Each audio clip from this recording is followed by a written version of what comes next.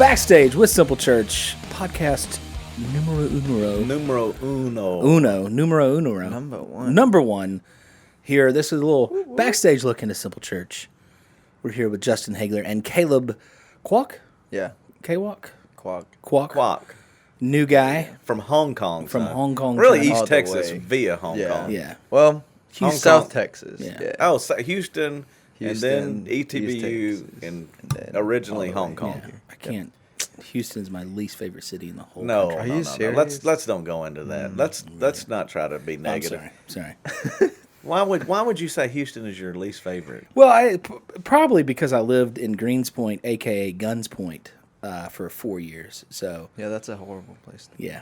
Well, I guess Caleb agrees. I don't know anything about it. Here's what I do know something about, though, What? and that is that I'm sitting here doing the very first podcast, That you are. and I don't even really know what a podcast is. Well, a podcast, for those that don't know, which if you're listening to it, you probably know what it is. I know, but I'm speaking to let them know that the guy that's co-hosting, That would be. you're hosting. I'm co-hosting. That's what you were Yes. telling me. You're the boss. I'm kind of here for the ride. Well, basically, I'm just trying to figure out other ways for us to get out there. And I think this is a good way to give more of an inside look and a more in-depth look of what we do and why we do what we do. Something that you can't get just on a Sunday morning or in a partner party. And what I love about it, and this is what you've convinced me and showed me, I've listened to a few, and they're all helpful, but it's hard for me to believe at first that people would listen for 45 minutes. But I understand, or an hour, whatever it may be, 2 hours. But what I think is cool is in our environment, we are so short on our services, and there's not a lot of time to elaborate on different things. I think there's some cool things you want to do with that. Mm-hmm. But then also, this backstage thing is a lot of people don't know. It's like Caleb. That's why he's here. He's a new guy, so he had questions, and he's like, hey, man, what about this? Or I was like, this is what we need to do for a podcast on the first one. Now, Scott's got some great ideas coming up, and we're going to expand all this. But this whole Backstage with the Simple Church is really, you're going to be interviewing different people, Scott? Yep. Interviewing different staff members. We're going to be bringing people in to discuss the sermon topics. We're going to be bringing in special guests to interview. Just basically kind of just giving a backstage look, a behind the scenes into why we do what we do and how we do what we do and what we do. That works out perfectly. That's perfect. Yeah, that's perfect. Yes, it is. Yeah. All right, so let's start now. Caleb, you're the new guy. We were talking about we're going backstage with Simple Church. Because you're new, it happened something last night. Didn't you go to a hockey game or something? Give me what was some of your questions. So yesterday we went back to a hockey game because we had a hockey game here at the ETBU did? the George Pond Go Tigers. Stadium. ETBU had a The team. other Tigers. Yeah. The better looking ones. Oh, you just lost everybody who listens to this podcast. Great job, Caleb. No. Well, at least our mascot looks better than the Clemson one. Yes. I think that's undeniable. Yeah. It's very true. Mm-hmm. Well, I went back to the game and I saw some of my friends and they were asking me like, "Hey, what do you do now? Like, what are you doing with your life now that you graduated?" Right. And so I was like, "Well, I work at the Simple Church, And they're like, "What is that?" They're like, is that a cult? What is like They Simple drink Church? Kool-Aid there? Yeah, what is the Simple Church? Yeah. That's So I had not to uncommon. explain, and I had very little to none knowledge of. So I do. I have a question. Hold on, we got to get Oh, to that. sorry. But what is your Wait, question? Well, Then because I want to know your initial thought of us when we first started looking at you and everything. When you heard the name Simple Church, what was it that came to your mind? No, hold on. Let me give you an answer for that. Oh. Are they paying? I'm working there. Pretty much. He's graduating. Oh, right. What's the pay? That's true. right. Because Okay, now fair he's enough. he's admitting though, Scott Rooms, and now he's admitting that he goes, I don't even know who they are, but they But pay. they pay. They pay. I got a job. I get to stay. There is money. Do you have money? Yep. No, really, that's a good question. What did you think when? I mean, you Well, you had to do a little my research. initial thought, yeah. Well, the first time that I visited, I was like, "Oh, this is kind of cool." And then I got to somebody had to explain it with me. I think it was the time that we sat down at Shalotsky's, Yeah. and we were just talking about the church, kind of how we run and how everything's done. And so my initial thoughts, I was like, okay, this is pretty cool. It kind of sounds like my original church that that I've been working with.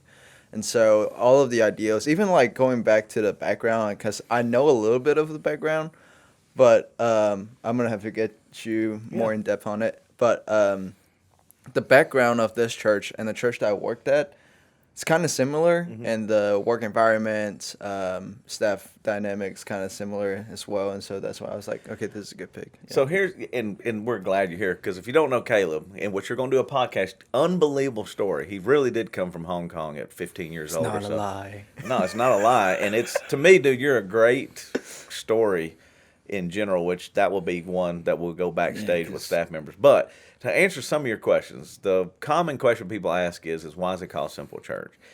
We launched the church in 2007. There was a book that came out, and people always assumed that it was connected to that book. The book was called Simple Church. To be honest, I did not read the book. I saw it in the store. I knew the title, and I was like, well, that's an interesting concept, but I didn't read it. I don't know if it was just time or, whatever was going on, but I thought it was kind of cool. But that is not why it's named Simple Church.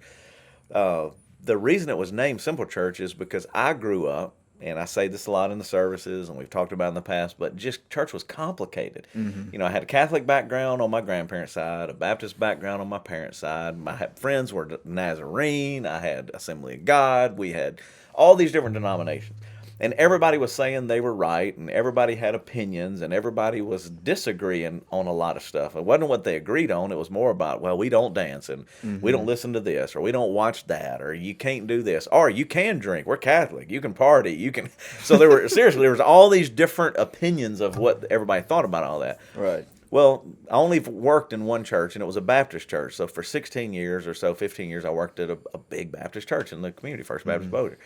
And as I got in, I never thought I was going to work in a church. I never thought I was going to be a pastor. So that's kind of shocking to some people. But really, I'm a kinesiology degree person. All right, that means Sports. that means PE coach. It's a big word. Big word for PE coach. But whenever all of those things were going on, it was just very complicated. So when we had an opportunity to launch and do something different, which, again, there was a lot of thought, many years, all of those 15 or 16 years, thinking about that, I was like, man, it really needs to be simple. And it needs to be something that everybody can kind of come together on and go, I can agree on that. Well, then, obviously, it was based on Jesus, not a denominational thing or not a church thing, but what did Jesus say? And it came back to the whole Great Commandment. It's like this whole thing of, man, if you can love God and you can love people, I thought, man, that's pretty simple. And Catholics agreed on that, and Assembly of God agreed on that, and Methodist and Baptist, and anybody's like loving God, loving people. And Jesus said that was the most important thing. Everything hinges on those two things. All the laws, all the prophets hang on those two things. I thought, well, that's pretty simple. Yeah. So I thought, well, that's really why it's named the Simple Church. And then beyond that, there's a little extra to that. We didn't have a location, Scott. You would know this. The theater. In the Regal Theater in the Boardwalk actually called us around the same time and said, hey, man, you'd signed up to take students there or something, and you're on the list to rent this venue. We're like, we're not on the list to rent that venue. I remember going, I don't remember. I mean, I may have remembered asking to rent it for oh, God, Scott, don't die.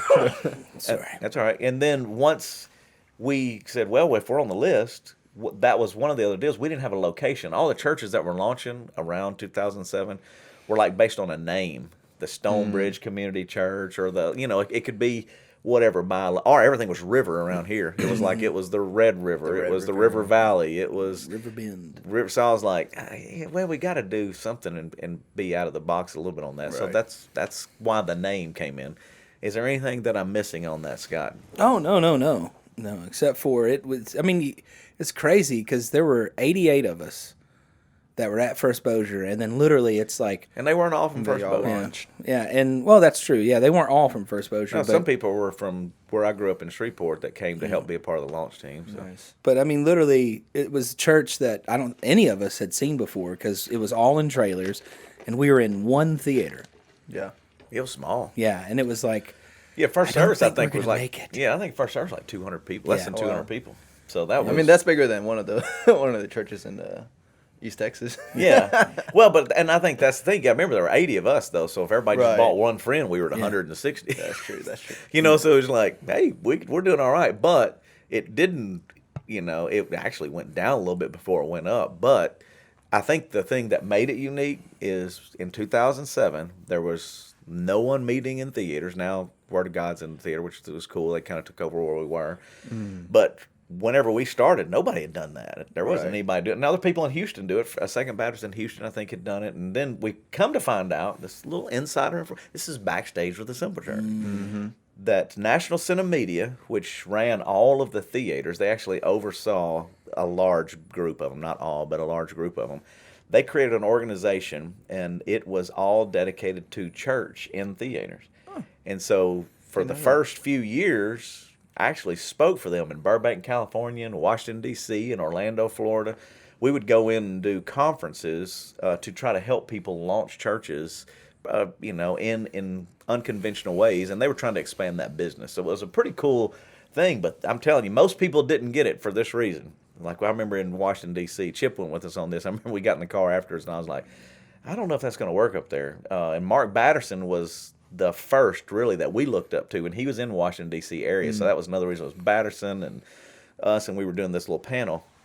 But one of the guys comes up and says, "Well, how do you do a choir in the theater?" And I was like, "Well, we don't do a choir," you know. And he was like, "Well, then how are you going to do that?" And I was like, "Man," because it was going to be done different, Right. And, you know, you were using the screen to use movie clips because we were in there. It was another way to, and Mark Batterson says it best. I think he said it was like you had the stained glass that told the story of Christ, you know, years ago, thousands of years ago, and all the way up. Well, the screen, the movie screens and the technology are the new modern stained glass. It's another way to tell the story. Yeah. So that's why you're here, Mr. Media Guy. You know what I'm saying? I mean, it really is. It's like, think about it. Years ago, they didn't hire media people. Right. Yeah. Even like, I mean, you one of my didn't. friend, he's actually going to be working at a church in Shreveport. Yeah. And so, when he was interviewing them, he told them what I do, and they were like, "Oh, we didn't even think about hiring a media people, like a media person." Right. Yeah. I mean, churches still don't. I mean, a lot No, of them. well, and it's starting And to be there, but right. I mean, for us, from the beginning, That's that a was crucial thing. oh no, it was a Yeah. huge deal. You were going to use technology, you know, editing videos. We used to do it. We used to have to get it on DVDs. Right. We would have to, like, we were getting a movie clip. Now that everybody accuses us, and this is another Backstage with the Simple Church thing, is, you know, how can you use these movie clips? It's illegal, or sometimes it gets bumped off of Facebook. The truth is, we have a license to do all that. Right. The media and the movies love using a 2-minute clip because it inspires those people. I've never seen that movie. Let me go rent that. Now, sometimes that's a little risky on some of the movies we pull from because they're not always Christian movies or great movies, but there Right. is still a biblical lesson or a point that can be used to illustrate something. And usually through media and through movie, man, it's powerful. And that's changed in the last 12 years. Think about it. There's more Christian movies than ever. Now, back then, there were hardly, and if really not very many, if they were pretty cheesy. Very cheesy. Yeah, and they're very low budget too. Very low budget. So it's one of those things where we were going, well, let's use, and Wing Clips is one place we get stuff from. People ask, well, where do you, that's a service that we have, and they created an internet-based movie clip. You pay subscription, they've gotten the rights from all these movie things, and then you get the clips. So it's not illegal, it's not immoral, it's actually a unusual, kind of a cool thing to do to help tell the story. But that's a long way around to get to why it's Simple Church, but it was really based on loving God and loving people. Pretty simple. That's cool. All right, any other questions? We're going backstage. Give me something else. Scott, do you have something that's on your mind that you go, what do people ask you when you're in that quiet place along with your kitty cats? Quiet place. Well, if somebody's asking me something there, then we got bigger problems. You're right. Well, I'm just really, I trying to don't help you out. I mean, I know people ask all the time all kind of questions. Yeah, I think the big questions that are asked are why we're called Simple Church. And then the other big thing that always comes up, especially on trips, in my particular experience, is music. Everyone is always asking, especially because we're different now, but definitely back in the day, we used to play a lot of secular music, and We're still going to. yeah, and that's true. But the question is always, why don't we do more, or why not more, but why do we choose certain secular songs to go along with, like, why are we playing that music? Yeah. Is the big question. Good question. All right, so it's kind of the same thing as the movie clips. So you got to remember, we launched it. There's still a lot of great churches in the area. There are a lot of great churches across America. But the one thing that kind of pushed me to start and get people to do the Simple Church was that not everyone wanted to attend those churches. And that's offensive to some because they're like, well, why not? We do great worship, or we do great preaching, or we have. And I get it, because I worked one for a long time, and we tried a lot of unconventional things and still couldn't reach some people. So the idea was, if you launch something different, it might appeal to someone different, and it might reach different people that typically don't go. So some of the key components were, we're not going to worry about clothes, because when I grew up, clothes were a big deal. My mom, I can still remember my mom freaking out because we were lower to middle income. My dad worked at AT&T. My mom was a janitor, a maid. Okay, so they worked to do what they can. And they were worried about going to the big church up the street because we didn't have the clothes to fit in. And this was in the, again, 70s, you know. And I'm like going, how silly is it that a family that wanted to go to church, their concern was, I don't know if I have the right clothes, and we're just not going to do that. And I was like, that's jacked up. We cannot do that anymore.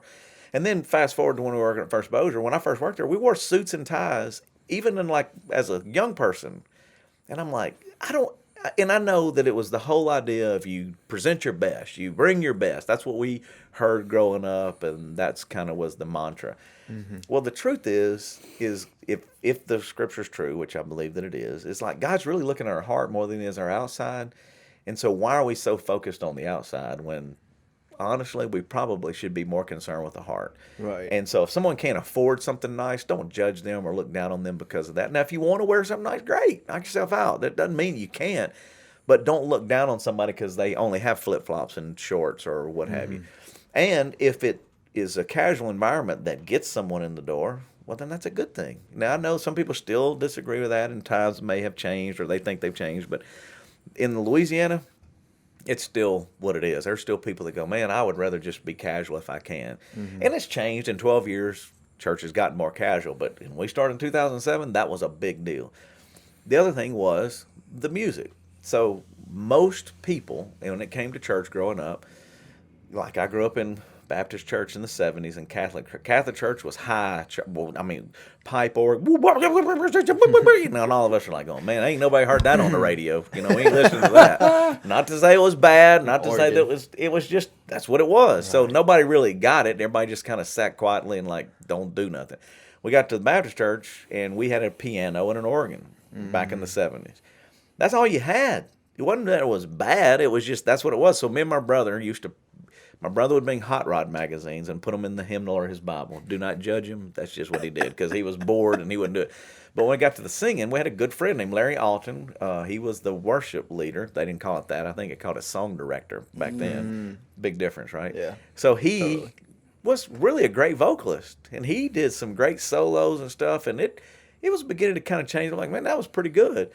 But he was still kind of in the box of, it's a piano and an organ. And he'd play a track. You could play a CD that had different music on it, and you could sing to it, or a cassette tape, children. But as that even progressed, you could tell it was beginning to change. Christian music was changing. Right. The industry was changing. So when it began to change, people went down that road. So it was long, 30 minutes, 40 minutes of singing or whatever. Well, once again, I would listen to my friends that weren't going to church, and they're like, man, they just stand up and sing too long. It's like, good night. How long can you sing? Because not everybody likes singing. I know that's shocking, and everybody believes that worship is singing. When I believe it's way more than that. I believe it's your life, and worship is a part of, singing is a part of worship, but it's bigger than like, hey, man, I've got to sing these songs. Well, when we started Simple Church, I was like, look, let's try to keep everything shorter.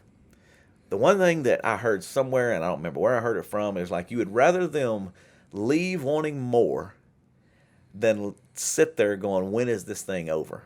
So the idea was shorten everything down, make the whole thing 45, 50 minutes. Keep it simple. Keep it simple so that they come in and they go, it's a short amount of songs. So if you love it, you may go, man, that was cool. I really liked it. You might want to play a secular song because we're trying to reach people that typically don't go that they may recognize. And then, like you said, Scott, that started off that way. We don't do it as much anymore, but we still do. Like, I mean, they'll still mix them in because the idea is, oh, I've heard that before. Or, man, I recognize that. Well, plus too, I think the back part of it is when you do play that secular song, which may be a country song or whatever, you hear that out in public. You might hear that when you're at Walmart or in your car, and then it takes you back to that point that was made to that. So there's that connection that's beyond just in those walls. And the truth is, this is what's so silly about all this. Really, when you think about it, there are some great Christian people that are country music artists. Oh, yeah. And so their lyrics are being written from either a broken place or from a healed place, redemption. And so even though it's played in secular, now again, do we play beer and whatever country music songs? Very rarely. I mean, there may have been in our 12 years that was something to have fun, to be silly, or to kind of poke fun at something. But honestly, no, the songs that are chosen are really there for a reason. Now, it is true, if you're listening and you're a backstager and you're going, well, I heard they played Motley Crue. I heard they played the Motley Crue. We did, Easter one year, because it was Kickstart Your Heart. It was all about a heart doing for the children's hospital. So it was all a heart logo. So we were like, dude, let's just play instrumentally a little.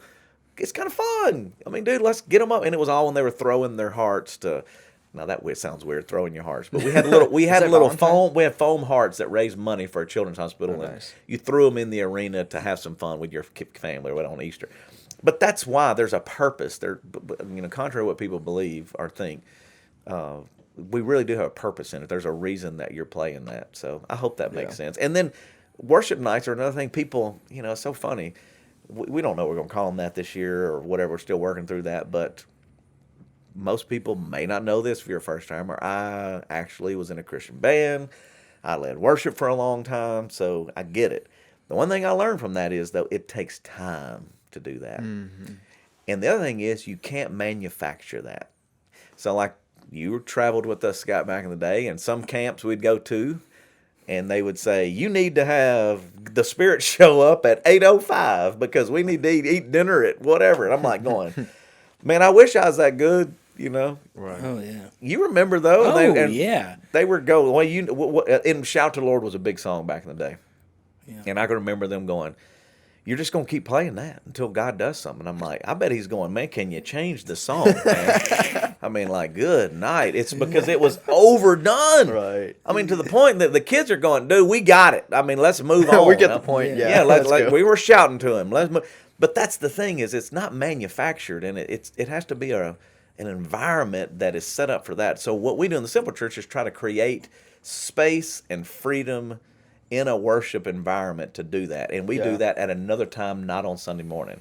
So we have done that at Silver Star, which is a great partner, outdoor concerts. We've done it at the lake before. We've done it at Cypress Lake. We've done it at Municipal Auditorium. Sometimes we bring in special guests. We've had Lincoln Brewster, who's a great worship leader and one of the best in the country.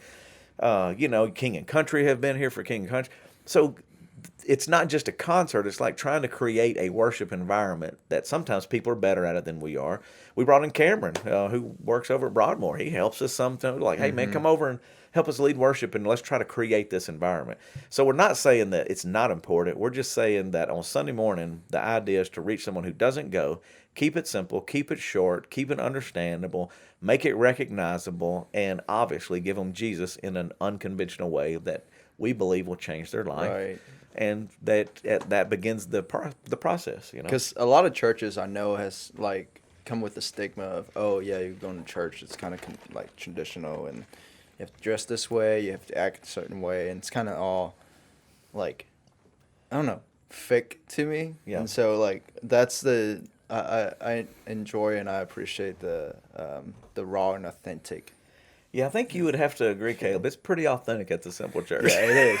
It is very. Like the guy that's on the stage is pretty much the guy behind it's the guy behind the light board over there, Scott. Unfortunately, it's the guy. Yeah. And sometimes he can The lighting director. Yeah, he can be bull, and I can be a little bull or I can be a big bull. yeah, he can lose his mind, and we have to pray for him hard. Yes, that's true. But that's the way it all is. Yeah, you know, I mean, people is people. that's exactly right. You're right. Yeah, I love the clothes thing because it always reminds me. My grandmother always would say, "Well, you have to look your best before God," and I always asked, "Well, what happens if you die in the shower?" Because then you're naked.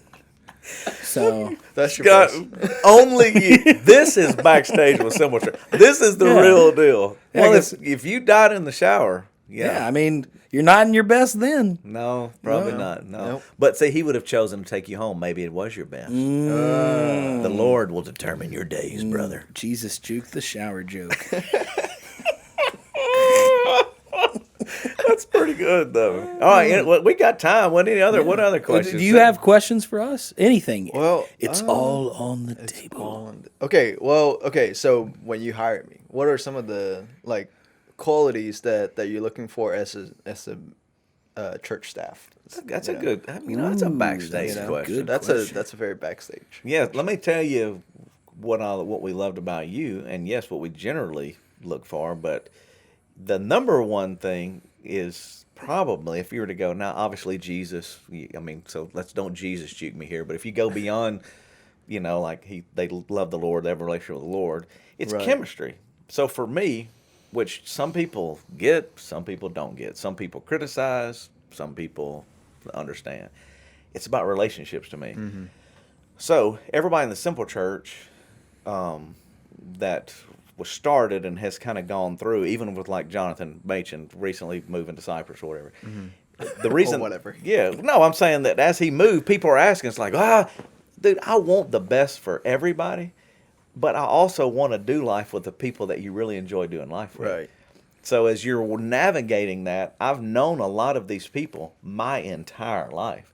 So even Amber, who's brand new, Amber Barnwell McDonald, coming on to do life groups. Well, it's because I went to college with her.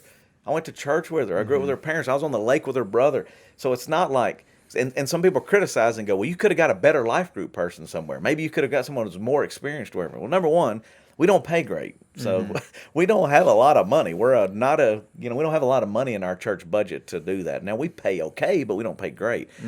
But beyond that, the truth is I really want to do it with people I like and people that you know. And then you go, man, I get along with them. So like when we went and ate with you and hung out with you, we're like, going, man, Caleb, I like I like the chemistry. I think he'll fit in well. Your work ethic is tremendous. He's already building apps and, editing stuff down and printing. Even the backdrop for this today is like, hey, man, we need to do this today so we can put it up tomorrow. That was I like went yesterday. back at 8 last night. I was like, I got to get this done. But see, and here's the thing is, there's some people go, I'm not going to do that. They're probably not going to make it here. Because the one thing for sure in the Simple Church, it's harder than any church I've ever been in. Oh yeah. The reason is, I've only been in one, but I also traveled with Jeff Moore. We went in a bunch of churches all over America. I have friends that work in churches all over. Because we're still in setup and teardown mode. You're still in this birth of a church. We're not a 100-year-old church. You're not a 50-year-old church. You're not a 200-year-old. You're only 12 years old.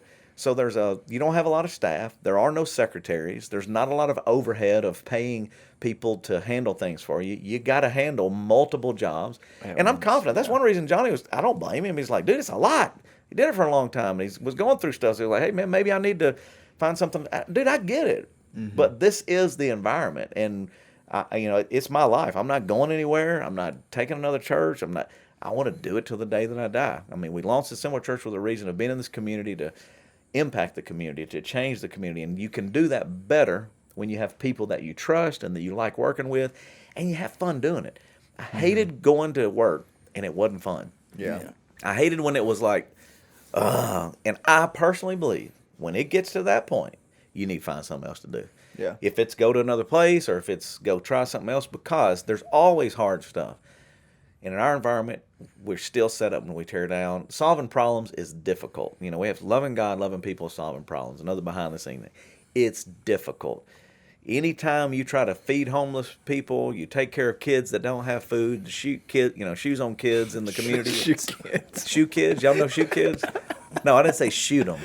Sounded like shoot. Well, the last time I checked, I've not shot a kid, other Well, than on that's the good. paintball field. Oh. And that's pure joy. That is joy. Have you ever had those kids back in student ministry? You just Yeah. nothing like taking them to paintball. Just Yeah. light them up. Oh, yeah. Watch them cry like I did that. babies. Yeah, I did that just yeah. a month or two ago with the high school ministry. Nice. Yeah. And that's why we're also in counseling. Thank you, Haseen. Clint Davis. But it's true though. But it's like you want to be able to have a good time with it. You want to be able to Right, right. laugh. You want to be able to go. And there's always serious, dude. It's so serious. I got a text this morning of one of the guys I went to high school with. He's ate up with cancer. And I'm thinking, man, it's so heavy. There's so much difficulty. There's so many challenges. But to have the opportunity to love what you do, to know that it changes the world, it changes you, and then to have people that you want to do it with, like that you laugh with, and you go, hey man, let's go enjoy, whether it's going to Guatemala or going to Shreveport or going to eat lunch. I mean, most people don't know this, and you've already figured this out, but Summer Church, for 12 straight years, every Monday, we've eaten lunch together as a staff. Yeah. There's not a lot of churches I know that have done that. Yeah. And it's sometimes people, they get aggravated. I'm like, dude, it's because it's family. Right. To me, I want to have that Share family a meal. environment. Yeah, share a meal and laugh bread. and talk and hang out. Yeah, I will say, yeah, definitely, because what we do is hard. It's. I agree with you on that fact that it's sometimes you do kind of want to just throw your head against the wall because it is so difficult. Not just because of the portable environment, but because of what we deal with. Yeah, we do it at high capacity Yeah. too. Yeah. But I think that's why it's so key that we have fun. Because I think because without it, I mean, can you imagine how miserable we would all be? And this is my thing. Oh, quit and go back to Hong Kong. Yeah, exactly. Hey, Hong Kong's not going good right now, No, right? You're right. You know, You're right. I'll just go somewhere. Yeah, right. You may choose somewhere. But here's what's crazy about that is, and y'all know that it is a personal choice. Mm-hmm. So, like, when I hear people go, it's like, you have to make the choice. I mean, I could wake up and be depressed today. I could wake up and be angry. I could wake up and go, I'm just not. But I look at it, and I genuinely do. There are moments and there are days that are not this way. But, man, what a gift. I get to be here with y'all. I get to hang out. We're doing a podcast. You get paid to do this. You know what I'm saying? Yeah. Not a lot. But I gave you McDonald's. That's our sponsor for today, Yes. right? McDonald's. Hold on. Right.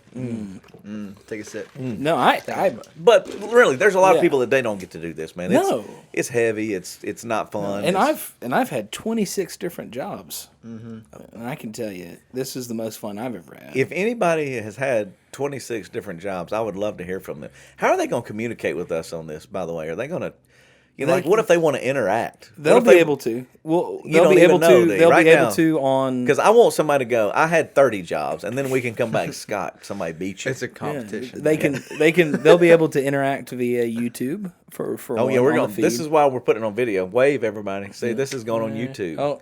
Yep, it's still recorded. Wrong. Yeah, That's good. Yeah. Good to know. yeah, YouTube, and they can also interact. I believe on Podbean as well. Yeah, that's cool. Is that what you're using? Yeah, Nice. yeah. We got the middle of the range pack. Cool. Yeah, I like the fact that y'all are telling them that we got the middle pack.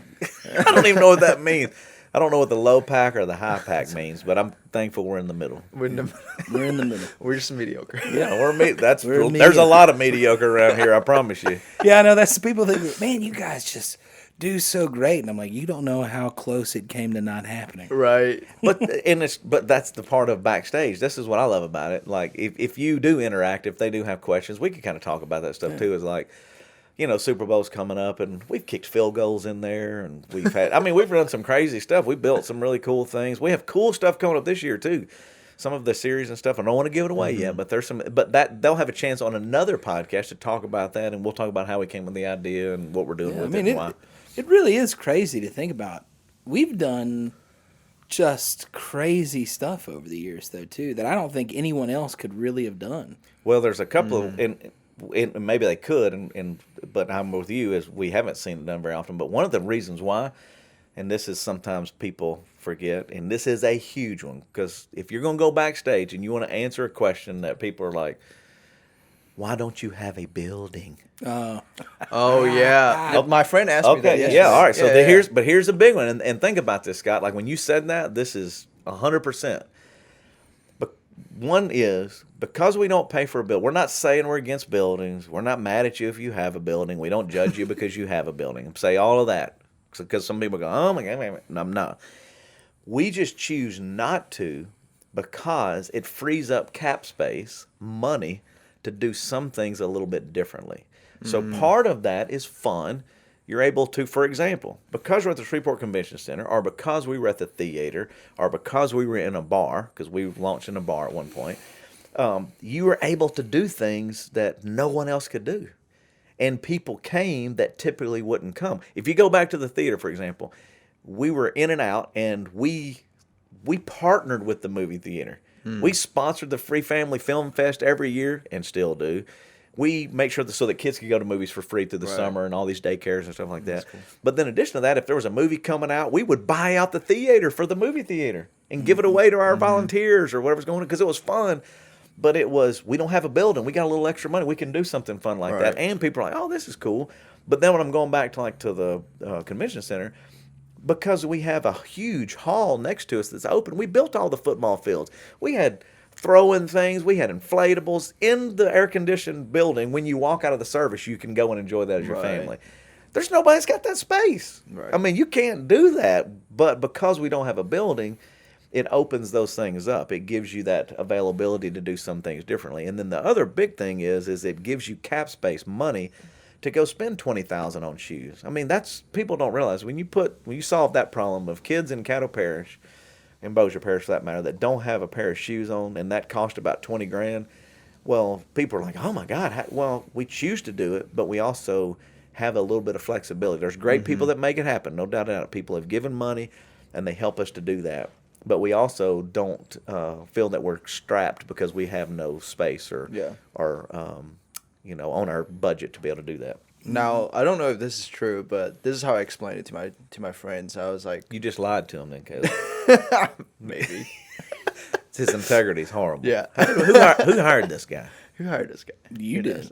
Well, I think there was Well, a the team. DLT. Yeah, it's a team. The BLT. DLT. Oh, I thought there was bacon, lettuce, tomato. We'll come back to that in a minute. Go ahead. But yeah, so I explained it to my friends. I was like, well, to me, I feel like church is not really about a building. That's exactly right. And so I was like, well, maybe that's why they did it without a building.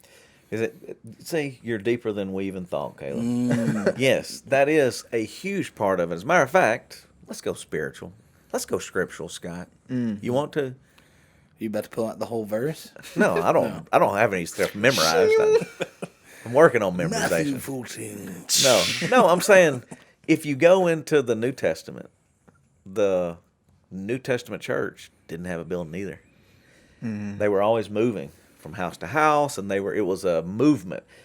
Now, I'm not saying again that you can't have a building or that we're against buildings, but I have been a part of and spent a lot of money on buildings. And the problem is, the tension is, and I think everybody that's leading a church today, and I've had pastors in this community come to me privately and stop me and go, goodness, I wish I could do what y'all are doing, because we're barely getting by paying this mortgage or paying on this building expansion, and it's scrapped us, and we have no freedom, and I'm like, I get it. And it's as weird as it is, it's a gift because you're able to not feel that. And we are very thankful for Shreveport Convention Center and Municipal and Bossier Civic Center, like we're doing the Justin Flom thing coming up. Well, that we can. CenturyLink, who would have thought 12 years ago when we launched in the theater that we would be doing Easter services in the CenturyLink Arena? Right. Nobody. That's pretty crazy to me. Like nobody. When there were 200 people there, they weren't thinking you'd have 8,000, 10. Most people we've ever had is right at about 10,000 people. I mean, in one service, in one day on Easter. And I'm going, if you'd have told me that back in the day, I'd have said, you're crazy. There's no way that'll happen. Now people ask me, is that still the way it is today? No, obviously, man. There's other churches, the time is gone. So, but still, I think last year we were like 8,000 people. So, I mean, that's two services, 4,000 apiece, 7,500. Who would have thought that? Right. Everybody wants to know. Is like none of us, including me, no one thought that was going to be the case. But because you're able to rotate, you're able to move around, you're able to change. Now, again, is it expensive to do that? Let's go back to that. Yes. But we also know that that investment goes back, whether it was bringing Drew Brees in and our Sinbad back in the day and doing all these different events and letting these people come in, and those are all in the CenturyLink. It helps the community. It's a free event. It goes a long way to even the bottom line. For all the taxpayers, we're helping you. I mean, in Bossier and in Shreveport, we're taking some of that burden off because we're paying for the venue, and that actually helps their bottom line. What to us, we're going, that's solving a problem. We like being able to be a solve a problem. It's not selfish in that regard. We have that freedom and that flexibility to do it. And obviously, the biblical component of it's not about a building. It's about the people. It's about being able to be fluid enough to solve a problem when we need to. Yeah. How you like that, Scott? I like it. Just think, this is podcast 1. You know, We're going in depth. So how long are you supposed to do this thing? Well, it's about an hour, which we're getting close to that. Okay, let's go one more question, and then we'll wrap it up. Anybody got anything else? Because those are all good questions. Everybody's got a good one. Is there anything else that you have on your mind? You got Anything Scott? you want to know? Me? Well, being the new guys, or anything else? Man. I feel like we had a lot of conversations Any like personal throughout questions that you want to know? the weeks. Oh, okay. Well, okay. So Scott and I went to Wingstop one night, Ooh. and we were talking about like big stuff. And I was like, and he told me that you played for the very first. All right, so let's go back. We're going to go Big back stuff. let's go back in time. This is a whole nother podcast, though. Yeah, this This definitely really is, has to be. but I'm going to give you a little Snippet. snippet. So, when this is in the 90s, so early 90s. I moved to Nashville in 92, moved home in 93. So I was in Nashville for about a year working for Forefront Records, Jeff More in the Distance. Great time in my life. Saw all these different churches all across America, all these different experiences, and it was at the pinnacle of Christian music. DC Talk and Audio Adrenaline, and I mean, it was the birthing of all these great groups. When we moved back, the reason I moved back was because I knew we had to plug into a church somewhere. The one downside of being on the road, and the guys for King and Country will tell you this, and David Smallbone, their dad, it's difficult because you don't ever really get connected. You know, you kind of it's just you feel you're going through it. It's a challenge. So I felt that, and that's what drove me home. So when we got home, I said, man, we got to plug into a local church. So we plugged into a local church, and that's how I actually got in the ministry. That's how I became a pastor, was because of that route. But in that, our band started playing a lot. So we were doing camps everywhere. So we were doing this and that and the other. Well, during all of that time, and this is a long story, but Andy Stanley was one of the first people. He was the first person, really, that prayed with me to go into the ministry, to kind of decide what I was going to do. We were in a bar band out of high school, and in the late 80s, I met with Andy in Atlanta when he was the youth pastor at First Baptist in Atlanta, and prayed with me about God doing something in my life. Never did I know or he know that he would be doing what he's doing, that I'm doing what I'm doing. But in that relationship is how I got connected to Lanny Donahoe at Big Stuff and North Point when they were launching. When they split from First Baptist Atlanta or launched North Point, according to whatever terminology you like, they invited us to be a part of all of the beginnings of all of that. So we did all of North Point's camp music, worship stuff, which was right along at the same time as Big Stuff was kind of going on, because Lanny was a part of that. So early on, we were doing the very beginnings. We were involved in the very beginnings of all of the music. This is why it makes me laugh when people are like, "You just don't like music." I'm like, dude, that's the majority. I wouldn't be in the ministry without music. I mean, I wouldn't be.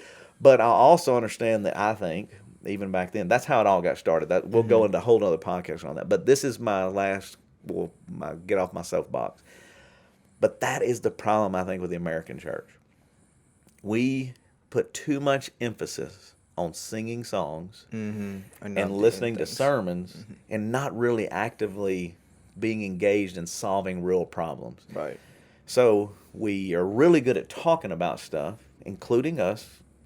And what I want to be and what I desire to be and what I hope that we'll be is that it'll go beyond talking and singing, and that it'll go into really solving a problem. Whether that is, again, I'm going to talk about a little bit this Sunday, is, the whole government thing and I'm not political, right or left. I'm not talking about right or left. I'm just talking about when you have people in poverty and you have people that are in trouble, it's not really the government's job to solve that. It's the churches. But unfortunately, the church is worried about singing and preaching. And then we argue with each other. And we disagree with what. And so real people in poverty are right outside our door, some of them within walking distance of our church. And we're more worried about singing a song. I just don't believe that Jesus is going, man, that's a good thing. Now, again, do we do it right? No. Do we knock it out of the park every time? No. But I think we all have to be working harder at that. I think we have to be more engaged in that. I think we have to figure that out. So last week when you're packing food, we had an LSU. I can't believe they had an LSU day. There was a purpose behind it. It was putting food into packages for hungry kids in our community. Right. Why? Because Joe Burrow did the same thing. It was like, hey, man, I got this opportunity, and I'm going to see if I can't help some people in it. Well, this is it. So here we go again. We got a lot of problems to solve. There's a lot that needs to be done, and I can tell you, singing can be part of that. That's cool. Sermons, absolutely. But, man, you can hear more sermons and preaching. We're listening right now. We're having a podcast. To listen to an hour of just rambling. Right. But I hope that somebody will spend an hour doing something for somebody. Right. So like you go, hey, let me go figure that out. That's another podcast for another day. But thank you for letting me vent. Planning like 100 episodes right now. Is that what it is? Well, I probably have 50 planned in my mind. Well, that's it. There you So go. there you go. Well, tune in next time as we get ready to go backstage with the Simple Church. Right? Thank you so much for joining us. Yeah. Now I got to go sweep a floor. He's the janitor, video guy, and pastor. I'm going to visit my friend in the hospital. Thanks for listening. Yeah, Join us thanks for next listening time. and watching. That's right, and watching. If you're watching. What do we say, Scott? Peace.